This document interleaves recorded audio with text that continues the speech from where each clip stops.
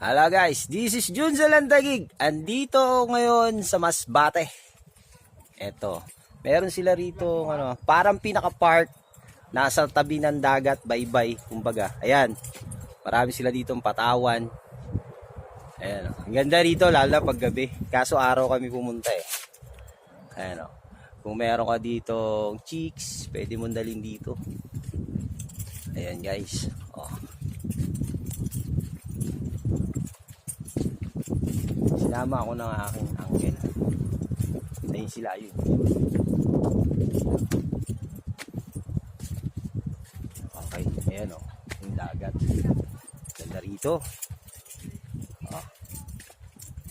Ganda. Ito yung pinagmamalaki ng parke ng Masbate. Ayan guys. Ando sila sa kabila dito.